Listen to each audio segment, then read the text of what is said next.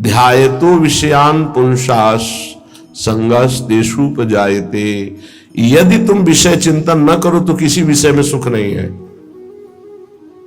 तुम्हारा जब एकांत में चिंतन बनता है तब वो तुम्हें चिंतन के कारण सुखानुभूति होती है, ना कि उस विषय में सुख है। जैसे एक कुत्ता सूखी हड्डी लेकर एकांत में भागता है कि मेरे सुख को कोई छीन न ले, और जब चबाता है तो उसी की गलफरों से रक्त स्राव होकर हड्डी में दिखाई देता है। उसको लगता है इसमें रस है, इसमें पावर है, कुछ नहीं। ऐसे ही अज्ञानी पुरुष के द्वारा समस्त भोगों के भोगने का जो चिंतन है, वही चिंतन उसे सुखानुभूति कराता है, न कि भोगों में।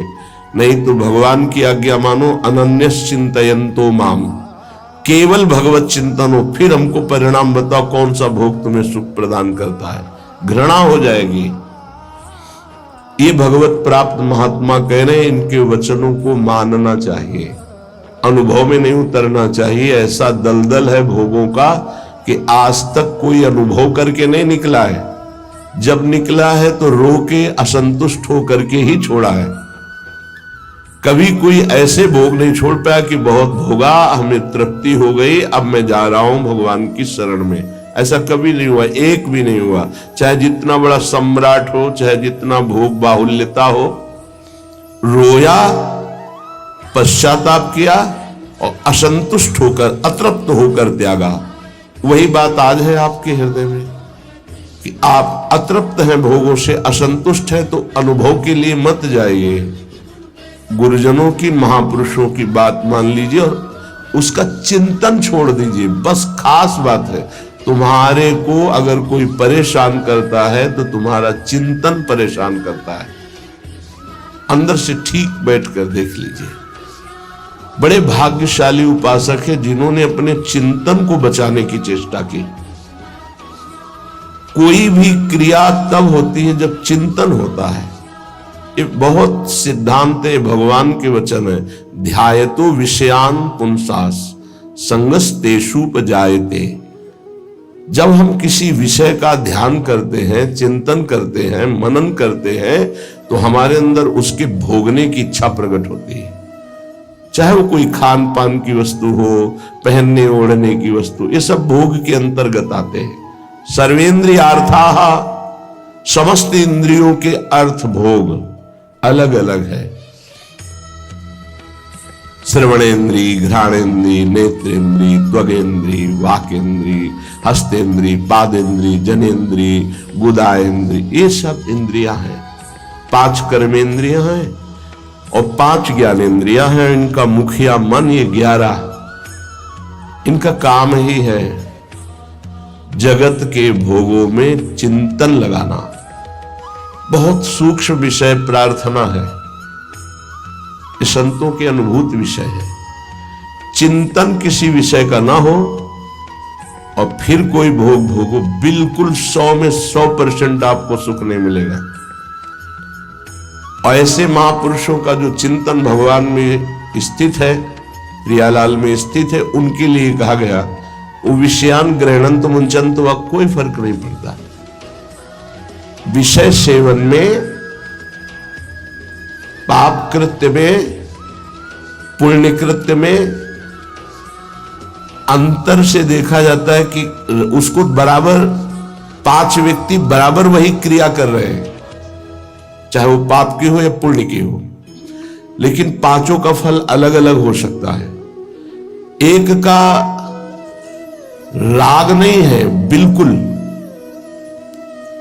केवल क्रिया है, बिल्कुल राग नहीं है, बिल्कुल नहीं बनेगा, उसका हर कर्म अकर्म हो जाएगा।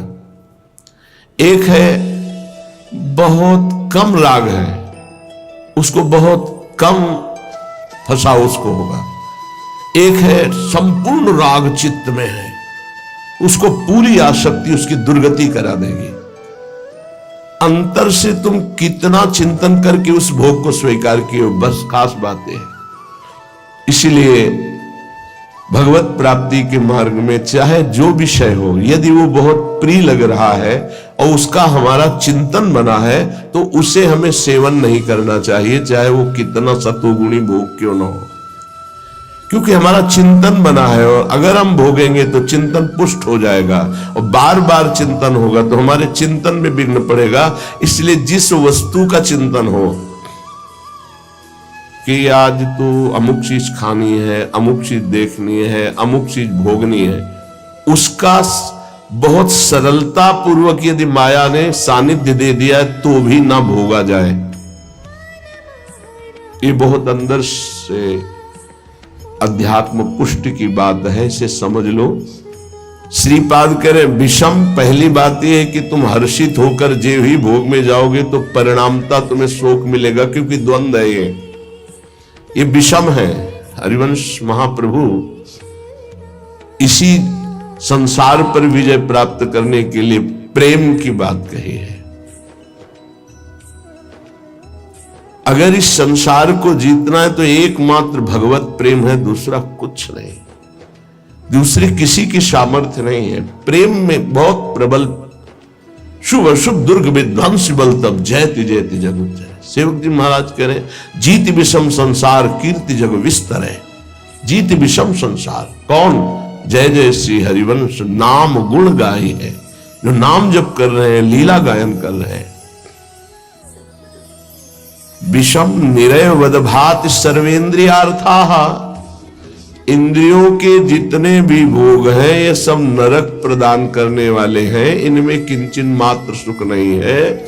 श्री कृष्णचंद्र जी ने गीता जी में कहा दुख योनयः, अर्थात केवल ये दुख प्रकट करते हैं। पक्की बात है, सच्ची बात है। अज्ञान के कारण आपको ऐसा लगता है कि इंद्रियों के भोग भोग कर मैं सुखी हो रहा हूं, लेकिन सत्य विषय यह है कि जब उनको भोगो तो अंदर से आता है कि जो मैं चिंतन में सुख प्राप्त कर रहा था वो तो है ही नहीं। बड़े बड़े भोगियों को घृणा होने लगती है, पर वो घृणा दूसरी तरह की होती है, वैराग्य नहीं होता। उस शरीर से नहीं, दूसरे शरीर में, उस शरीर से नहीं, तीसरे शरीर में, ऐसे वो भटकता है। और जो विवेकी होता है वो संपूर्ण भोगों से नरकवत अपना पिंड छुड़ा लेता है। इन भोगों के भोगने में तुम्हारा चिंतन प्रधान है और कुछ नहीं। सर्वेंद्रियार्था, समस्त इंद्रियों के अर्थ, उनके भोगने का चिंतन और भोग क्रिया ये नरक प्रदान करती है। नरक स्पष्ट। सर्वे भोगा भवंति प्रबल गरल, क्योंकि जितने भी भोग हैं ये प्रबल विष है। प्रबल विष, प्रबल विष का मतलब होता है तत्काल असर करने वाला। एक मीठा विष होता है, महीनों में असर करता है, लेकिन भोग तत्काल पागल बना देने वाला है। चिंतन हुआ, सानिध्य भोग का हुआ, पागल बन गया, क्या करना चाहिए क्या नहीं करना चाहिए सब भूल गया। देखो कितना असर चढ़ा उसका, कि उसका चिंतन, उसकी क्रिया सब भागवतिक मिट गई, और उस समय वो कामांध हो गया, उस समय वो वासना में हो गया, सारा चिंतन खत्म, सारी की सारी वृत्ति। ये जहर है, इसे कह रहे सर्वे भोगा भवंति प्रबल गरल। ये प्रबल विष है जो तत्काल चढ़ता है, देखने से चढ़ता है, छूने से चढ़ता है, चिंतन से चढ़ता है, फिर भोगने से क्या होता होगा। ये ऐसा प्रबल गरल है, विष है, कि एक विष तो खाने से ही केवल एक शरीर में चढ़ेगा, एक जन्म नष्ट करेगा। लेकिन ये भोग कह रहे सर्वे भोगा भवंती प्रबल गरला, ये इतना बड़ा विष है कि देखने से चढ़ जाता है, सुनने से चढ़ जाता है, चिंतन से चढ़ जाता है, फिर भोगने से क्या दुर्गति होगी। इसलिए कहा निरवय वदभाति सर्वेन्द्रियार्था, जो इंद्रियों के भोगों का चिंतन करके उनको भोग कर सुखानुभूति करते उनको नरक की प्राप्ति होती। भगवान ने भी कहा त्रिविधम नरकश्चेदम द्वारम नाशम मात्मनः कामः क्रोधा तथा लोभा तस्मादेत्रेम त्यजेत। ये तीनों नरक के द्वार हैं, काम क्रोध लोभ, ये निश्चित नरक प्रदान करते हैं। वन्युद्भट ज्वाल कल्पाः, और ये भोग क्या करते हैं, हृदय को जलाते हैं, अग्नि जैसे जला करके त्वगेंद्री को, शरीर को कष्ट देती है। लेकिन ये कारण शरीर तक प्रभाव डालते भोग, स्वभाव, अंतःकरण, इंद्रियां और स्थूल शरीर भी। इस तीनों शरीरों पर विष का प्रभाव पड़े, ऐसा विष की रचना आज तक नहीं हुई प्रकृति में। प्राकृतिक विष केवल स्थूल शरीर पर प्रभाव डालता है, इस पर। लेकिन ये सर्वे भोगा भवंति प्रबल गरलहा, ये स्थूल शरीर पर भी प्रभाव डालते हैं, सूक्ष्म शरीर को वशीभूत कर लेते हैं और स्वभाव को बिगाड़ देते हैं। देहाभिमानी पुरुष जब इंद्रियों के द्वारा विषयों का चिंतन करके भोग करता है तो उसके तीनों